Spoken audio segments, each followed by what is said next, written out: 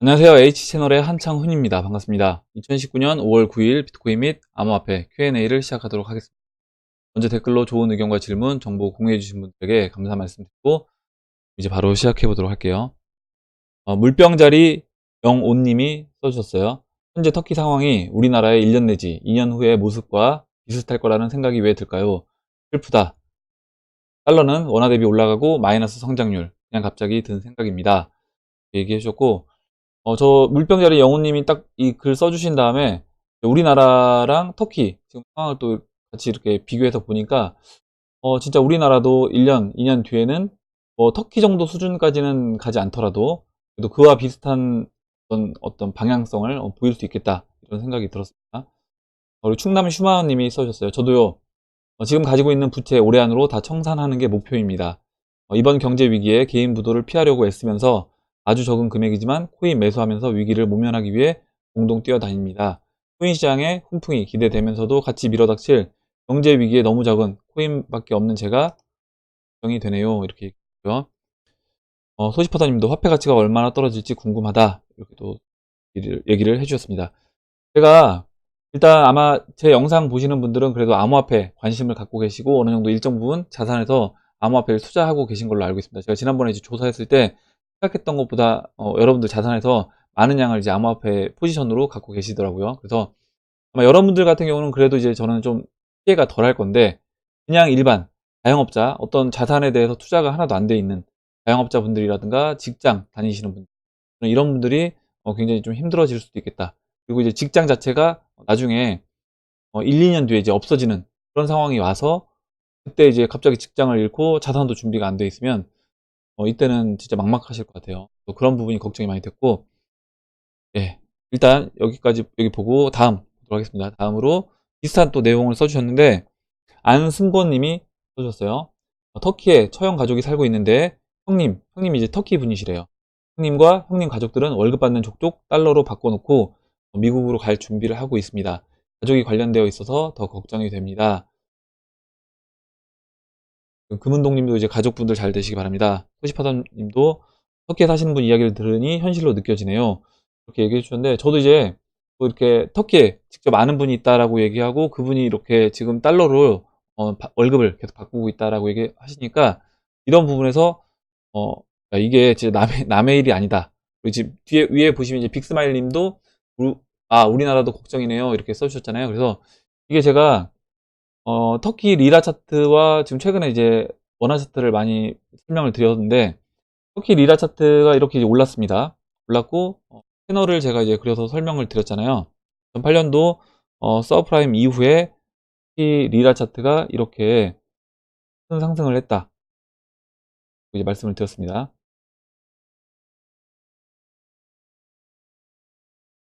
이렇게 큰 상승을 했습니다. 근데 보시면요, 제가 이제 오늘 드리고 싶은 말씀은 뭐냐면 이 터키 리라 차트가 올라가기 전에 어떤 모습이 있었느냐 그 부분을 이제 말씀을 드리려고 합니다. 우리가 지금 우리나라 상황이 만약에 터키에 지금 보시면요, 터키가 이렇게 2008년도 이후에 터키 리라와 차트가 달러 대 리라와 차트가 이렇게 큰 상승을 하기 전에 모습을 보면 이런 국면이 있었습니다. 이렇게 약간 횡보를 했던 이 횡보했던 국면인데 사실 이 횡보했던 국면도 이걸 땡겨 보면요, 이 채널 안에 있습니다. 채널 안에 있어요. 그래서 이 횡보했던 이 국면에서 이렇게 하락 추세선을 제가 그렸죠. 그리고 이 하락 추세선, 고점과 고점을 잇는 하락 추세선을 이때 돌파했습니다. 2006년도 4월 달에 돌파했어요. 만약에 우리나라 이게 원달러 차트라고 하면 이런 돌파되는 이렇게 어떤 장기 수렴하는 국면에서 그 수렴을 돌파했다. 삼각 수렴을 돌파하는 이 시점에서는 우리나라 원화 차트에서도 해지를 해야 된다. 제가 말씀드렸잖아요. 터키 만약에 살던 분이 내가 이런 데 관심이 있었다. 내가 그 자산을 어느 정도 안전하게 지키기 위해서 관심이 있었다라고 하면 이때부터 이제 이미 관심을 보였어야 된다라는 겁니다. 그리고 물론 이제 이때가 1달러가 1.3 리라였어요. 그리고 내려왔죠. 내려와서 1달러가 1.16까지 내려왔습니다. 그래서 오히려 이제 고점에 20, 30% 손해를 봤다 이렇게 생각할 수 있는데 이렇게 추세선이 돌파가 되고 이건 눌림목인 겁니다. 추세선 돌파 이후에 눌러주고 채널 하단부까지 눌러준 이후에 저점을 다지면서 올라왔죠. 그러면 이때 만약에 내가 못 바꿨다고 하더라도 1달러를 1달러가 1.78이 이 고점이에요. 지금 평행선을 그려보면 평행선 고점이기 때문에 1.78을 넘어갔던 2011년도 이때 금융위기가 지나고 2011년도에 이때는 진짜 관심을 보였어야 된다. 이때 그리고 이때 이제 또 장기간 수렴합니다. 2011년도부터 이 지금 1.78을 넘지 못하고 계속 수렴해요. 수렴하다가 2013년도 4월에 이제 본격적으로 딱 상승을 시작했습니다. 그러면 이때는 옛날 생각하지 말고 무조건 사야 되는 거예요. 그러니까 뭐냐면 터키에 내가 있었다라고 하면 터키 국민이고 터키에 어느 정도 자산이 있었다라고 하면 터키 리라화를 다 바꿨어야 되는 겁니다. 최대한 많이 달러로 이때는. 근데 이제 대부분 사람들이 옛날 생각하는 거죠. 옛날에 1달러가 1리라였던 적도 있으니까요. 그렇다라고 하면 야, 이걸 1달러가 1.78 너무 비싼 거 아닌가? 이런 생각이 들어서 섣불리 이제 리라화를 달러로 바꾸지 못합니다. 그렇게 이제 시간이 지나고 나서 하다 보니까 계속 이 추세가 꺾이지 않는다는 거죠. 계속 올라가게 되고 야, 이제는 이제 생각하는 겁니다. 야, 무조건 리라화는 달러로 바꿔야 되겠다. 이렇게 생각하게 되는데 지금 방금 전에 안승권님 그 투명분 써주셨던 것처럼 이제 좀 늦는다는 거죠. 타이밍이. 그래서 지금 보시면 이때도 충분히 바꿔야 되는 그 타이밍이 있었음에도 불구하고 대부분 아마 대부분 분들은 이렇게 고점에서 바꿀 수밖에 없는 상황이 됩니다. 그러면 거의 뭐 1달러가 1리라에 바꿨다고 하더라도 거의 3배 더 비싼 가격에 달러를 매수하는 격인 거죠. 그럼 이제 우리나라 원화 차트로 돌아가서 보시면요. 이 원화 차트가 이렇게 추세선이 돌파가 됐습니다. 돌파가 됐죠. 그리고 제가 이제 지난번에 말씀드렸던 거 뭐였냐면 만약에 지금 IMF와 그 다음에 서프라임 고점을 잇는 추세선인 1300원 이 라인까지 달러 대 원화가 돌파가 된다라고 하면 그때는 여러분들 중에 혹시 난 달러 관심 없다 뭐 이렇게 안 바꿔도 된다 이렇게 생각하시는 분들도 물론 이제 암호화폐 자산이 어느 정도 있어서 해지가 되는 분들은 뭐 상관없겠지만 그렇지 않다라고 하면 여러분 주위에 암호화폐는 내가 변동성이 너무 커서 싫다라고 하시는 분들이라고 하더라도 달러로 일정 부분은 바꿔야 되는 겁니다. 이때는 왜 그러냐면요. 지금 이 위치가 보시면 우리나라 같은 경우도요. 좀 더 이제 보기 쉽게 하겠습니다. 문을 지금 이 위치가 거의 바닥인 거예요. 지금 일봉으로 보시면 최근에 완전 위로 이렇게 크게 올라왔기 때문에 이거 너무 비싼 가격에 내가 1170원이면 너무 비싼 가격에 달러를 사는 게 아닐까 이렇게 생각하실 수 있는데 그렇지 않다라는 겁니다. 아까 방금 전에 보셨던 터키 차트를 본다라고 하면 일단 준비가 되어 있어야 되는 거고요. 지금 이미 추세선이 한 차례 돌파가 됐기 때문에 지금 보시면 이 추세선이 돌파가 됐기 때문에 사실 이 추세선 돌파될 때 일정 부분 바꿔놨어야 되는 것이고 이때 이제 못 바꿨다고 하더라도 나중에 비싼 가격이라 물론 이게 맞고 떨어질 확률이 높습니다. 저항으로 작용되기 때문에 일단은 바로 돌파는 못할 수 있어요.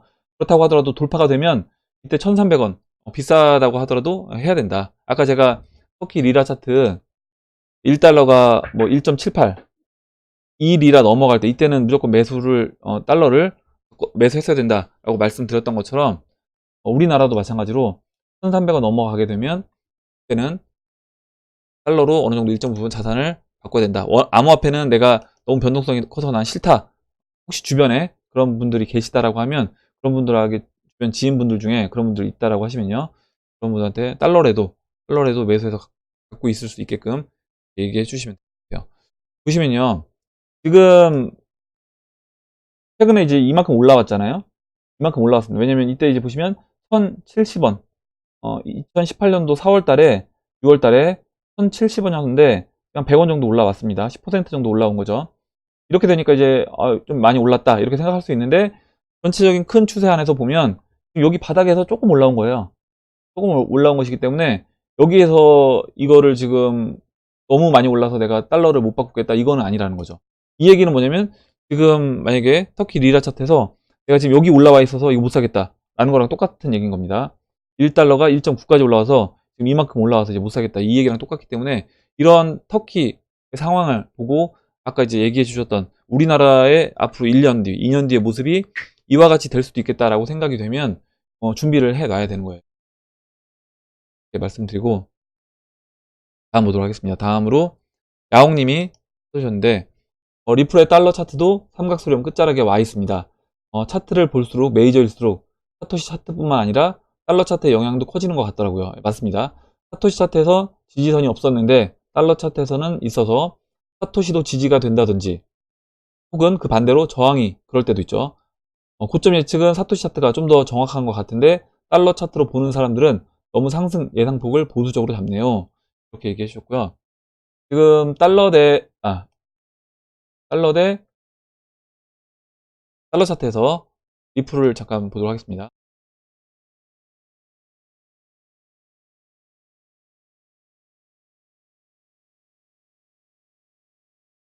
달러 차트로 보면 제가 이제 여러분들한테 드리고 싶은 말씀은 뭐냐면 달러 차트로 이렇게 한번 볼게요. 리플 달러 차트고요. 일봉입니다. 보시면 이렇게 지금 이렇게 저점을 높이면서 올라오긴 했는데요. 올라오긴 했는데 이렇게 본다라고 했을 때 고점을 어떻게 예측할 것인가? 추세선을 이렇게 이제 그려본다라 봐요. 이렇게 이제 그려봐도 고점이 이제 0.5달러 정도, 0.5달러 정도 됩니다. 그래서 아니면 이제 뭐 지난 고점을 볼 수도 있고요. 지난 고점 뭐 0.9달러 이렇게 볼 수 있고. 그래서 아마 달러 차트로 보게 되면 고점 예측하는 게 특히 이제 로그를 적용하지 않고 그냥 달러 차트를 이렇게 봤을 때는 고점이 아까 야옹님이 얘기해 주셨던 것처럼 고점을 낮게 잡을 수밖에 없습니다. 이렇게 보면요. 근데 로그를 적용해서 보시고 로그를 적용해서 보면 고점이 달러 차트에서도 다르게 이제 보인다는 거죠.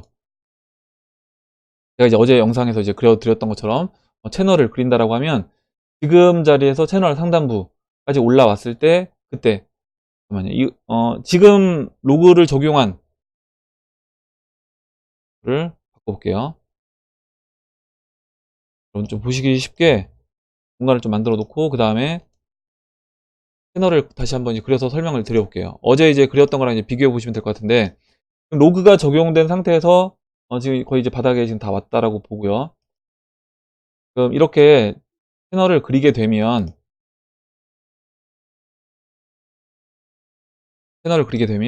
이런 이제 모습으로 되고요. 이렇게 됐을 때 채널 상단부는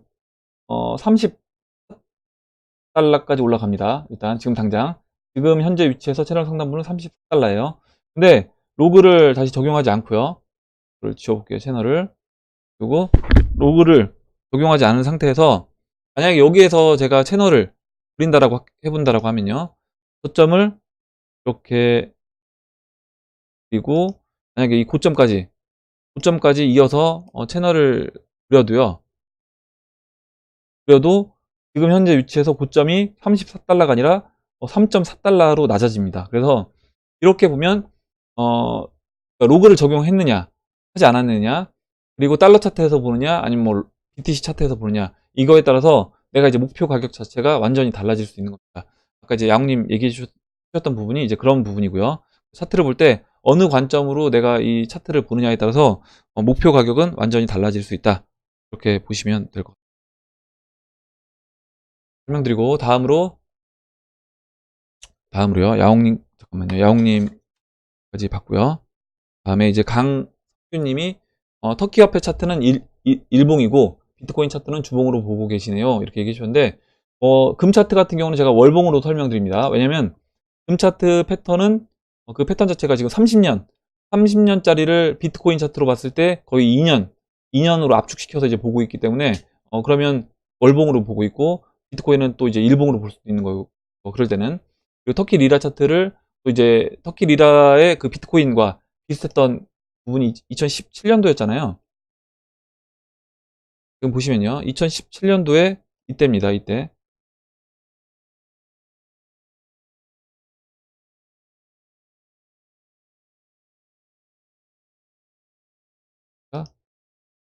지금 주봉으로 돼서 일봉으로 제가 터키 리라 차트를 보면요. 2017년도가 터키 리라 차트 같은 경우에는 비트코인 차트와 이제 흡사하다 이렇게 설명을 드렸잖아요.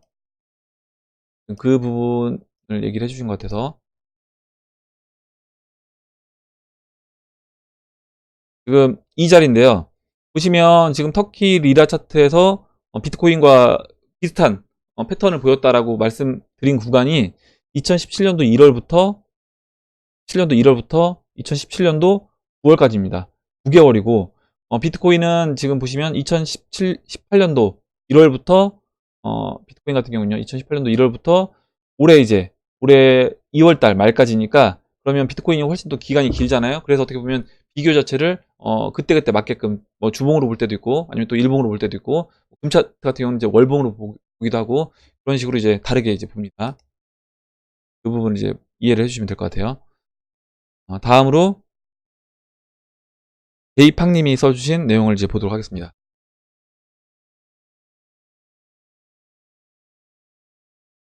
궁금한 게 있는데요. 만약에 2천만 원 들어간다고 하면 100% 비트를 사는 게 나을까요? 아님 메이저 알트를 100% 사는 게 나을까요? 요새 비트가 많이 오른 거에 비해서 상대적으로 알트들이 저렴한 구간이라서요. 그리고 조만간에 비트는 다들 조정이 들어갈 거라고 해서 이렇게 물어봅니다. 물론 100% 메이저 알트코인을 사면 비트가 조정 들어갈 때 같은 금액을 또 넣을 건데 그때 그 돈은 100% 비트만 구입할 겁니다. 아니면 2천만 원으로 비트 50% 메이저 알트 50% 이렇게 하는 게 좋을까요? 이렇게 물어보셨고 코인 참수님이 여기 이제 좋은 의견을 써주셨습니다. 비트 50에서 70, 뭐 이더 리플 메이저 30에서 40, 나머지 유망 잡코인 이 정도로 이야기하고 있다. 이래서 일단은 비트코인을 되도록이면 이제 50% 정도 저는 채워주기를 포트폴리오에서 말씀을 드리는데 비트코인 가격이 이제 좀 비싸다 보니까 여러분들 중에 이제 비트코인 아예 또 하나도 안 갖고 계신 분들이 많아서 제가 그렇다라고 하면 적어도 비트, 리플, 리더 이 세 가지 종목을 50에서 70% 정도를 비중을 지키셔라 이렇게 말씀을 드리고 있습니다. 물론 이제 그 안에서 비트가 일정 부분 당연히 이제 있어야 되는 거죠. 홀딩 물량은 유지가 돼야 되는 겁니다. 그렇게 되는데 일단 지금 2천만 원을 현금으로 지금 이 시장에 들어온다. 만약에 제이팡님이 포지션이 지금 포트폴리오가 어떻게 꾸려져 있는지 제가 모르기 때문에 사실 이 부분을 정확하게 조언을 드릴 수는 없어요. 그리고 개인적인 그 판단은 제가 이제 쭉 말씀드리는 내용만 보시고 어떻게 보면 개인적으로 판단을 직접 하셔야 되는 겁니다.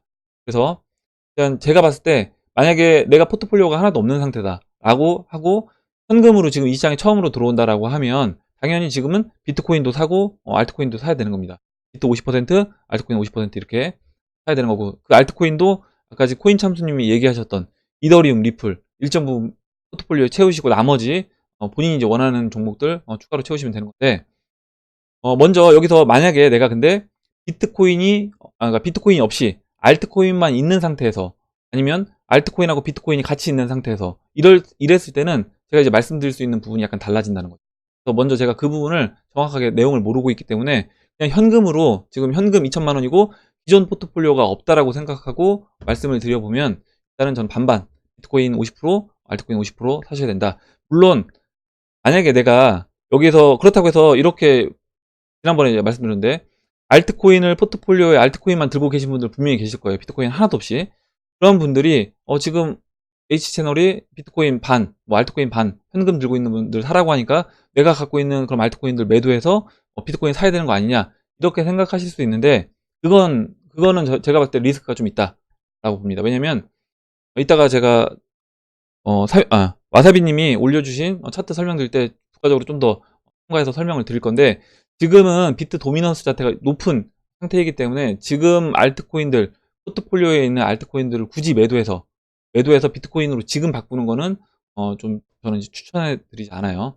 물론 여기서 비트코인 700만 원에서 비트코인 혼자 1000만 원까지 가고요. 알트코인들은 제자리에 있을 수 있습니다. 그러면 차라리 비트코인으로 바꿔서 300만 원 먹고 그 다음에 그 비트코인 1000만 원에서 매도해서 알트코인 사면 가장 좋은 거 아니냐 이렇게 생각하실 수 있는데 이거를 과연 내가 그렇게 할 수 있느냐라는 거죠. 여러분들이 내가 딱 1000만 원 됐을 때 목표치 됐을 때 비트코인 다 매도해서 팔고 알트코인으로 바꿀 수 있느냐 이게 이제 쉽지 않을 수 있다는 겁니다. 왜냐면 비트코인이 내가 예상했던 거는 1000만 원인데 1000만 원까지 오지 않고 그냥 한 900만 원에서 빠지던가 아니면 그냥 900만 원 근처에서 살짝 조정을 받는 사이에 그때 뭐 리플 같은 경우 그때부터 이제 본격적으로 상승해서 3배, 4배 이렇게 올라갈 수 있는 거. 그러면 굳이 그 300만 원, 200만 원 먹으려고 비트코인으로 지금 리플을 매도해서 교체해서 바꾸는 게 오히려 이제 결과적으로 손해가 될 수 있다는 거죠. 물론 내가 비트코인 매도해서 먹고 그 다음에 알트코인으로 갈 수 있는 실력이 있다라고 하면 좋겠지만 그렇지 않을 수 있기 때문에 저도 이제 그거는 쉽지 않다라고 봐요. 그러니까 포트폴리오가 있는 상태에서 올라가면서 분할로 매도해서 일정 부분 알트코인으로 매수하는 거는 가능하겠지만 내가 알트코인 갖고 있는 거를 전량을 매도해서 비트로 바꾸고 그걸 타이밍을 맞춰서 하겠다? 저는 이거는 쉽지 않아 보인다 말씀드리겠습니다. 다음 보도록 할게요. 다음으로 이제 와사비님이 써주신 내용을 같이 보면서 방금 전에 말씀드렸던 제이팡님 내용과 같이 이제 연계해서 설명을 드리도록 하겠습니다. 와사비님이 제목을 육상 마라톤 대회, 비트코인 도미넌스와 크립토 시장 전체의 상관관계 이렇게 해서 이제 글을 올려주셨고요. 트레이딩 뷰에 차트를 이제 올려주셔서 차트를 보면서 설명을 드려보면 우리가 지금 어떤 포지션을 취해야 되는지 그 부분을 이 차트로 이제 볼 수 있습니다. 그래서 와사비님이 이렇게 좋은 정보를 공유를 해주시니까 이 부분들 여러분들 참고를 하시면 될 것 같아요. 지금 현재 위치가 어떠냐? 이게 지금 전나구 보조지표인데 도미넌스 관련된 보조지표입니다. 그래서 이 파란색, 빨간색이 이 위로 1 근처에 근접을 하면 비트코인 도미넌스가 올라가 있다라는 겁니다. 그래서 비트코인이 상승하면서 비트코인 전체, 그러니까 크립토 토탈 마켓도 시총도 이렇게 올라갔다라는 거예요. 그래서 그때 상관관계가 1인 거고요.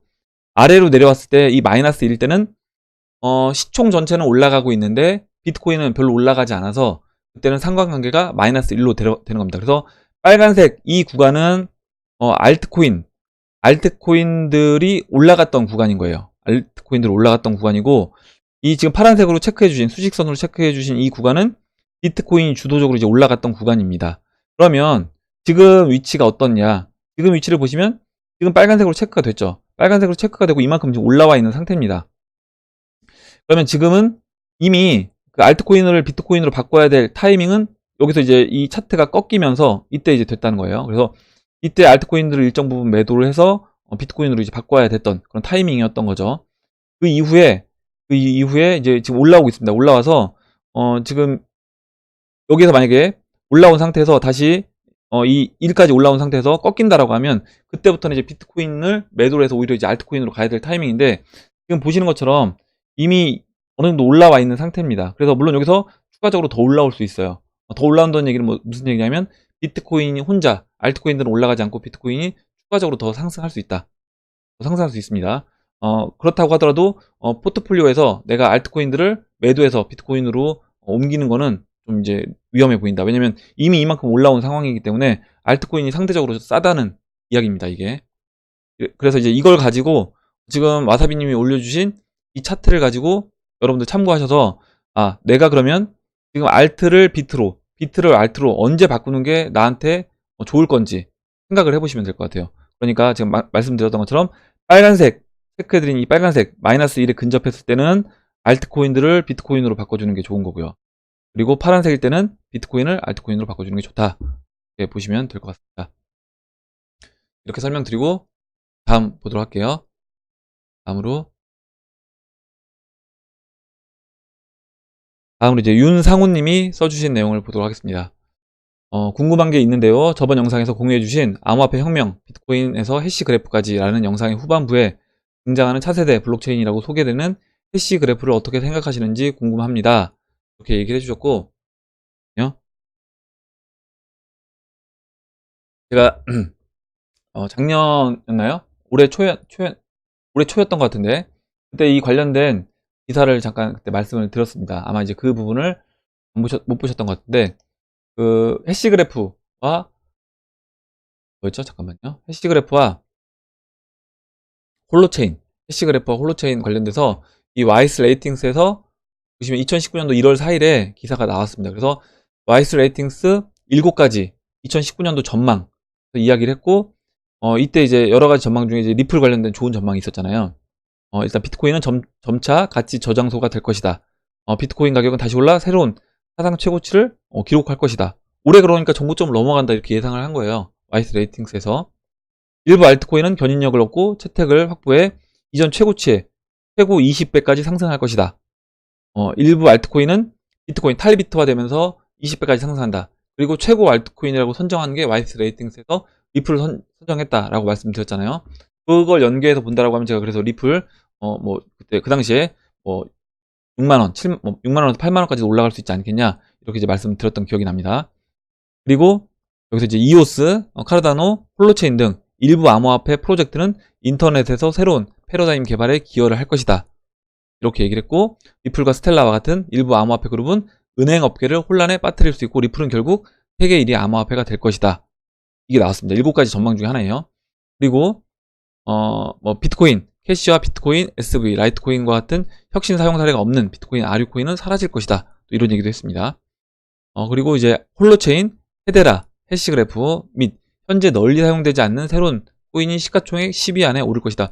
물론 이 와이스 레이팅스가 예상한 7가지 전망이 뭐 다 맞을지 아니면 뭐 한 개만 맞을지 몇 개 맞을지 이건 모르는데 일단 이렇게 전망을 했고 그 아까 10위 안에 올라올 수 있는 코인 중에 2가지 중에 하나가 홀로체인과 헤데라, 이 해시그래프다. 이렇게 제가 말씀드리고 이 2가지에도 관심을 좀 갖고 보실 필요가 있다. 이렇게 말씀드렸던 기억이 납니다. 그래서 구글도 사실 인터넷 초기에 바로 구글이 나왔던 건 아니고 그 당시 인터넷 초창기 시절로 돌아가서 생각을 해보면 그때는 이제 야후가 오히려 전 세계를 약간 장악을 했었어요.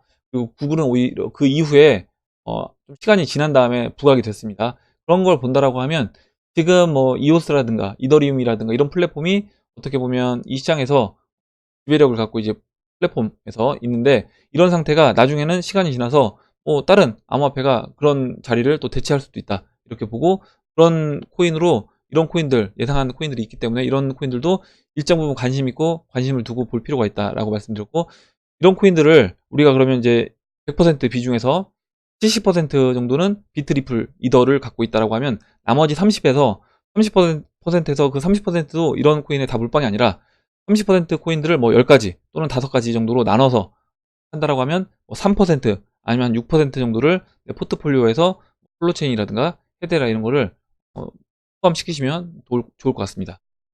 네, 설명드리고 넘어가도록 할게요. 다음으로요.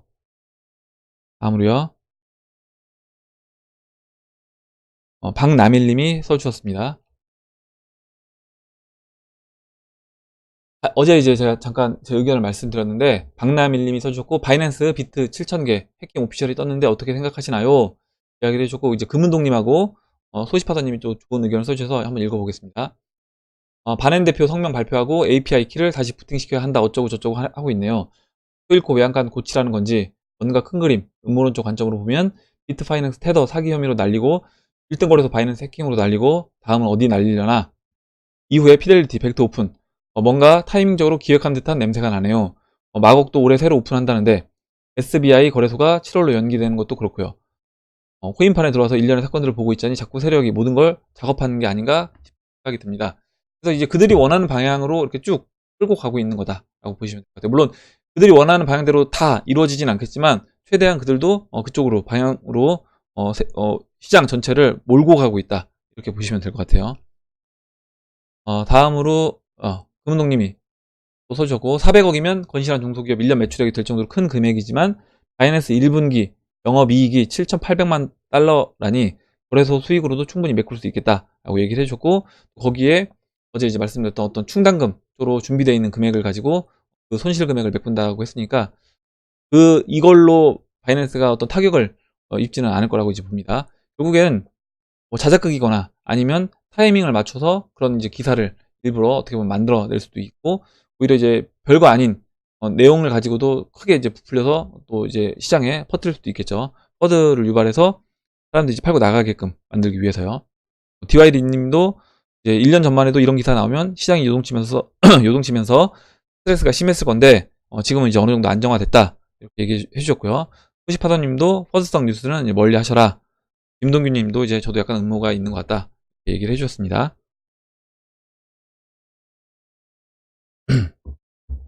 예. 다음으로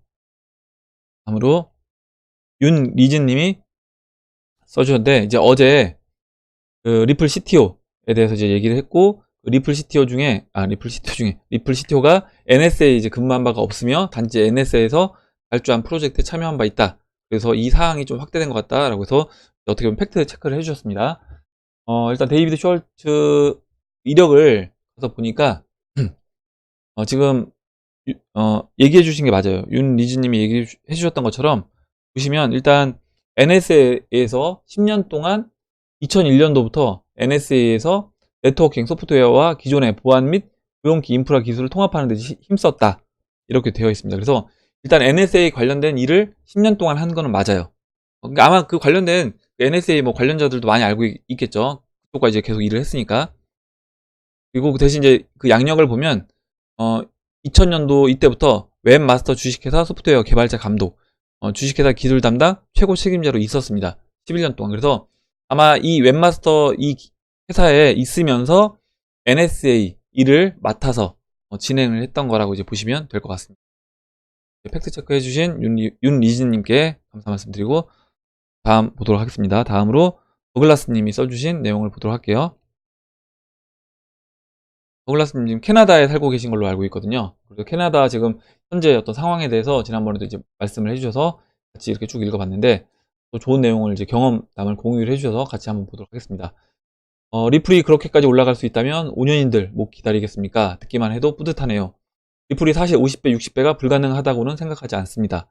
저의 리플 매도 예정가는 30%는 5달러, 그리고 50%는 10달러입니다. 그리고 나머지 20%는 자녀들에게 줄 요량으로 계속 보유할 예정입니다. 뭐 이렇게 개인적으로 여러분들도 그러니까 제가 어제 말씀드린 그걸 보고 야 H채널이 뭐 채널 상담부 여기까지 간다라고 하니까 여기서 다 팔아야 되겠다 이게 아니라 여러분들도 지금 더글라스님처럼 이렇게 여러분들 매매 계획을 세우시고 제가 말씀드리는 부분은 참고만 하시면 될 것 같아요. 일단 다음 읽어보겠습니다. 제가 이더리움을 13달러에 매수하여 750달러에 매도한 적이 있는데 거의 이렇게 되면 몇 배죠? 50배 되나요? 50배 정도 되는 것 같습니다. 있는데 저의 경험과 심리 변화를 함께 나누고자 합니다. 2017년 1, 2월에 걸쳐 12달러, 13달러 가격으로 꾸준히 매수를 한 다음에 처음 20불로 상승할 때 팔고 싶은 마음이 가득했습니다. 그리고 얼마 지나지 않아 40불, 50불이 되고 나니 더 욕심이 생기더군요. 그리고 100달러가 넘어가니 그 다음에는 그냥 1000달러를 보게 되었는데 그 시점에서 매달 지출하는 2대 자동차 리스가 부담이 되어 50%를 750달러에 매도하여 자동차 리스 금액을 모두 제로로 만들고 나니 아주 기분이 좋았습니다. 지금도 자동차 론이 없어 기분이 좋습니다. 그런데 매도 한 달이 지나니 이더가 1500달러까지 올라가니 750달러에 매도한 것이 너무 후회가 됐습니다. 그런데 지금 돌이켜보니 750달러에 매도한 것은 아주 잘한 것으로 생각이 듭니다. 왜냐면 이더가 1500달러를 넘고 나서도 매도하지 않고 지금껏 보유하고 있으니 말입니다. 나머지 물량을 지금까지 보유하고 계시다는 거예요. 사실 매도하는 것이 더 어려운 것 같습니다. 그래서 이제는 매도가를 미리 정해놓고 30%, 50%씩 분할 매도가를 정해놓고 있습니다. 저의 이더 30%는 전고가에 매도를 하고 2000달러에 도달하면 나머지 50%를 매도하고 20%는 끝까지 가져가 볼 예정입니다. 그래서 지금 더글라스님이 얘기해 주셨던 것처럼 리플하고 이더리움 예를 딱 들어주셨잖아요. 이런 식으로 여러분들도 여러분들 매도가를 딱 정해서 몇 퍼센트 얼마, 몇 퍼센트 얼마 매도를 하겠다 계획을 세우시고 매도를 하시면 됩니다. 좋은 경험담을 공유를 해주셔서 감사드리고 더글라스님이 리플이 50배, 60배 불가능하다라고 생각하지 않으시는 게 이더리움이 어떻게 보면 이제 거의 뭐 원화로 한 13,000원, 15,000원에 샀던 이더리움이 250만원, 원화로 이제 250만원까지 갔잖아요. 13,000원에서 250만원이면 거의 이제 200배 가까이 올라간 겁니다. 그래서 그런 시장을 경험을 해보셨기 때문에 리플도 충분히 50배, 60배 또 가능하다 이렇게 생각을 하시는 것 같아요. 그래서 이런 경험담을 공유를 해주셔서 다시 한번 이제 감사드리고요. 예. 금은동님이 750불에 매도하신 거 아무나 할 수 있는 일은 아니었을 듯 합니다.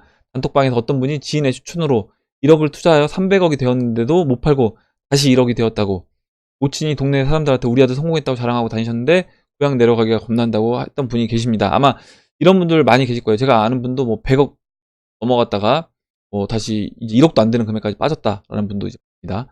사실 돈은 이제 숫자에 불과하지만 적당히 많은 돈은 살아가면서 충분히 많은 행복을 사는데 도움이 되지 않을까 싶습니다.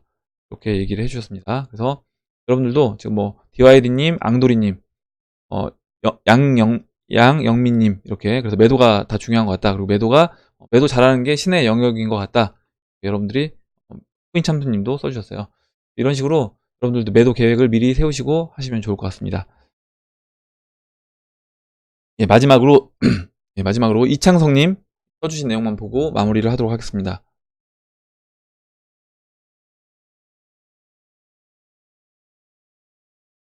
예, 마지막으로 이제 이창성 님이 써주신 내용을 볼 텐데, 제가 이제 채널을 그릴 때, 어떨 때는 저점을 연결하고, 어떨 때는 고점을 연결하는데, 그 기준이 뭔가요? 이렇게 물어보셨는데요.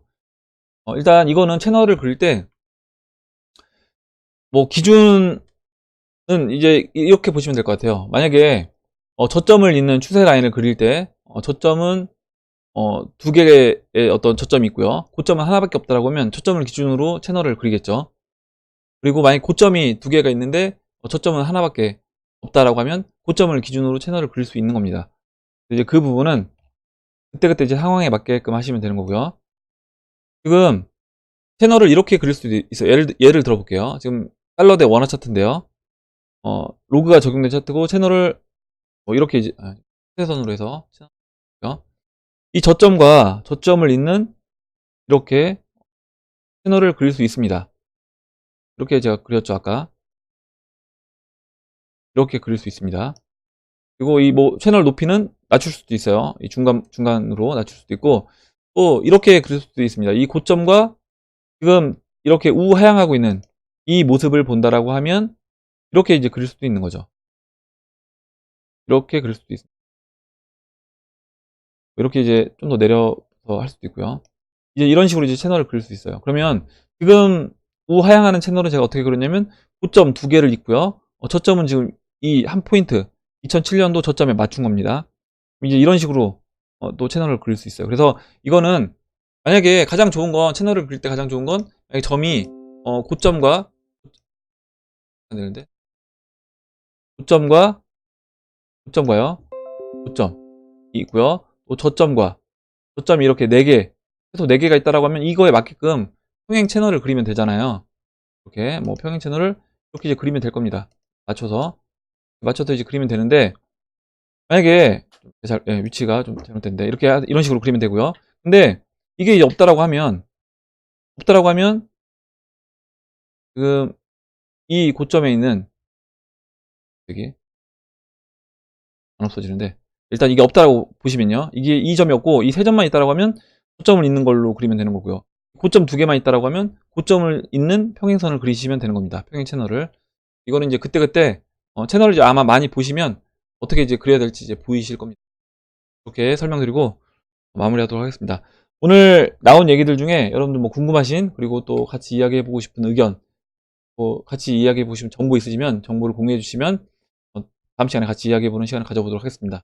그럼 이상으로 영상을 마치도록 하고 영상이 도움이 되셨다면 좋아요와 구독 버튼 그리고 알림종 버튼을 눌러주세요. 감사합니다.